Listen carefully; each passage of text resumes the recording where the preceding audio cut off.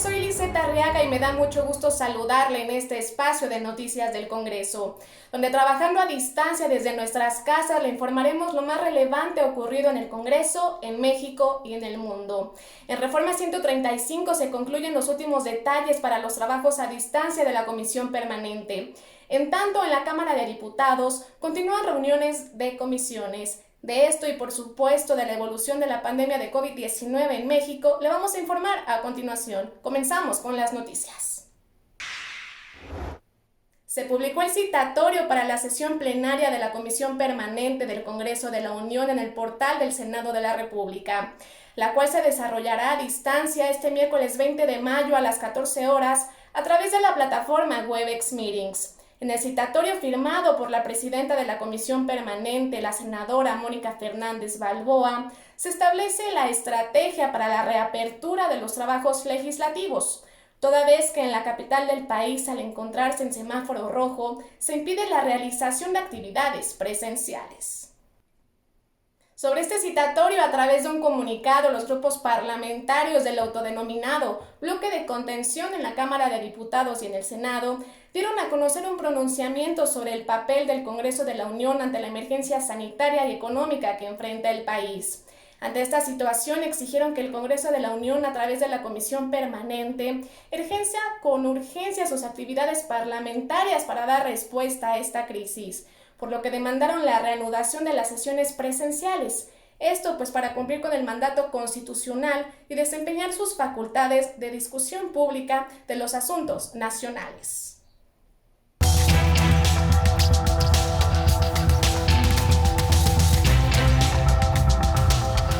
En información de la Cámara de Diputados, la diputada Laura Rojas Hernández, presidenta de la mesa directiva, informó por medio de su cuenta de Twitter que se reunió con la activista Marcelina Bautista para apoyar a una iniciativa a favor de las trabajadoras del hogar que han perdido sus ingresos por la pandemia de COVID-19.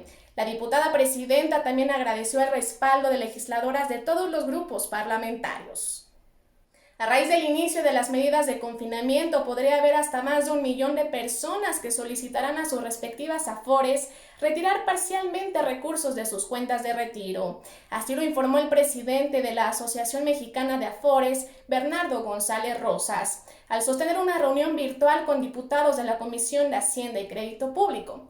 El representante de las Afores negó rotundamente la existencia de pérdidas para el sector y destacó que han entregado más de 5 millones de pesos, lo que representa más de 40% de las solicitudes. La presidenta de la Comisión de Hacienda, la diputada Patricia Terrazas, expresó que es fundamental tomar decisiones apegadas a la realidad y no cometer errores que perjudiquen a los mexicanos. En la reunión virtual de la Comisión de Vivienda de la Cámara de Diputados, el presidente Carlos Torres Piña informó que buscarán una reunión virtual con los titulares de Infonavit y Foviste, esto para conocer las estrategias ante la pandemia de COVID-19.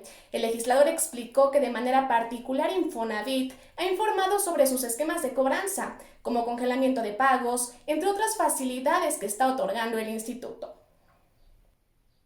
La Comisión de Seguridad Social en la Cámara de Diputados acordó solicitar tanto al IMSS como al ISSSTE un informe sobre el estado que guardan ambas instituciones para poder dar la mayor atención posible a los ciudadanos ante la emergencia sanitaria por COVID-19. La presidenta de la comisión indicó que la información con la que cuentan es la que se obtiene a través de los medios de comunicación.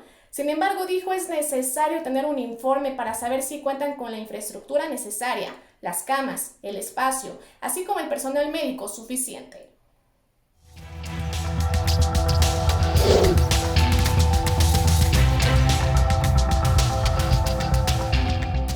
El dirigente nacional de Morena, el diputado con licencia Alfonso Ramírez Cuellar, planteó una propuesta con cambios legales para facultar al INEGI a revisar el patrimonio financiero e inmobiliario de los ciudadanos, esto para medir la concentración de la riqueza.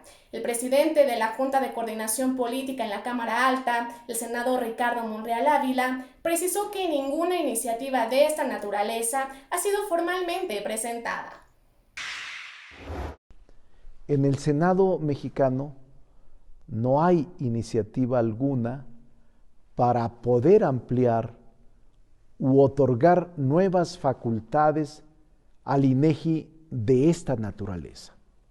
Y tampoco hay ninguna iniciativa que esté proponiendo ampliar las facultades del SAT para estos propósitos de observar patrimonio, riqueza o capital.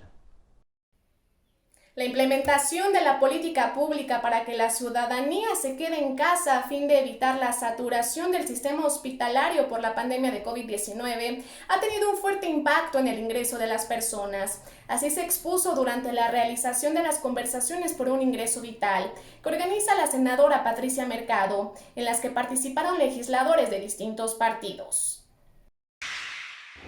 Es una propuesta de buena fe la inscripción de la gente para este ingreso vital. Se calcula más o menos entre los datos del INEGI y el propio Coneval que pueden ser alrededor de 20 millones de personas las que necesiten este ingreso para poder sostener su vida ante esta emergencia.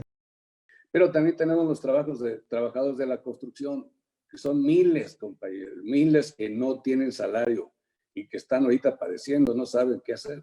¿Qué hacen? No tienen trabajo porque van al día.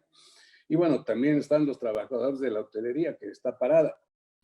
En videoconferencia, el grupo parlamentario del PAN en el Senado aseguró que el acuerdo publicado en el Diario Oficial de la Federación, en el que se establece la política de confiabilidad, seguridad, continuidad y calidad en el sistema eléctrico nacional, perjudicará al sector eléctrico y a la economía del país, al cancelarse unilateralmente los acuerdos preestablecidos entre el gobierno mexicano y la iniciativa privada.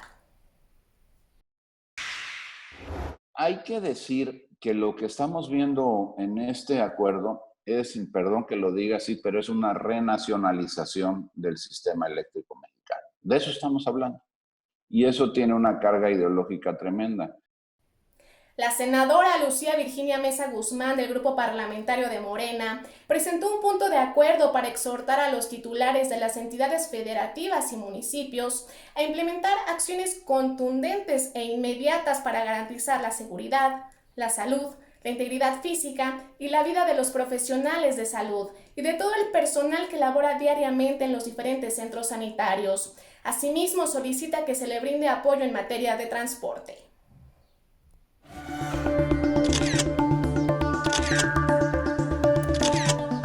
El secretario de Salud, Jorge Alcocer Varela, aseguró que el éxito de la reapertura de actividades es responsabilidad de todos. Por ello, exhortó a la ciudadanía a permanecer en casa mientras está vigente la Jornada Nacional de Sana Distancia e incorporarse a la nueva normalidad de manera gradual y escalonada. Dijo que será indispensable que las empresas atiendan los lineamientos y pidió no relajar las medidas de salud para lograr la vuelta a las actividades de manera responsable.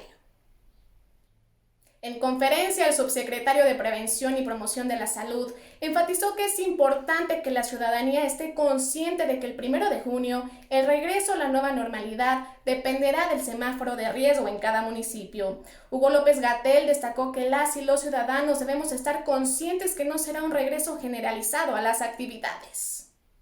Tras informar que 6% de las empresas y centros de trabajo no esenciales se negaron a acatar la disposición de suspender actividades para evitar contagios por COVID-19, la secretaria de Trabajo y Previsión Social, Luisa María Alcalde, informó que las visitas de supervisión a empresas y centros de trabajo continuarán hasta el último día del mes. Una vez concluida la Jornada Nacional de Sana Distancia, la inspección seguirá de acuerdo al semáforo y las medidas que se implementarán para cada una de las regiones.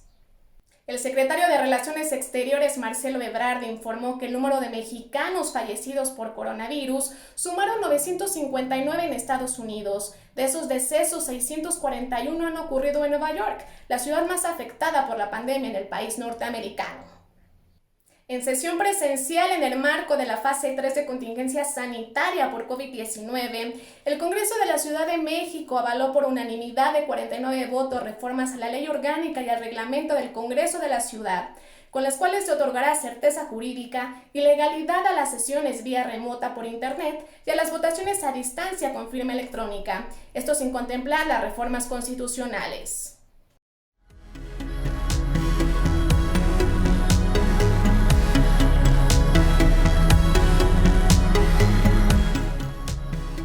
Este martes 19 de de mayo se han registrado en el mundo 4.731.458 contagios confirmados por la OMS. En el caso de los fallecimientos, la cifra reportada es de 316.169, es decir, 4.322 más que ayer. Esto en 206 países. En la búsqueda de una vacuna contra el COVID-19, una empresa estadounidense anunció resultados positivos en pruebas iniciales suministradas en 8 pacientes. Los voluntarios desarrollaron anticuerpos similares a los pacientes recuperados de la enfermedad. Con base en lo expuesto, se procederá a la fase en la que aplicarán 15.000 vacunas experimentales y 15.000 placebos, esto con el propósito de corroborar la eficacia. Al darse a conocer la información, los mercados bursátiles mostraron optimismo sobre los avances.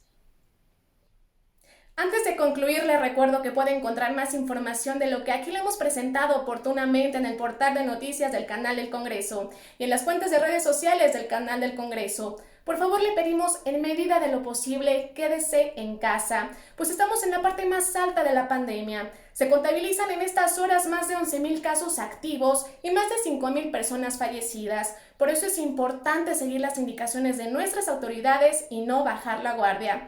Muchas gracias, soy Lizeth Arriaga y a nombre de todo el equipo que hace posible la realización de este noticiero, le doy las gracias. Hasta la próxima.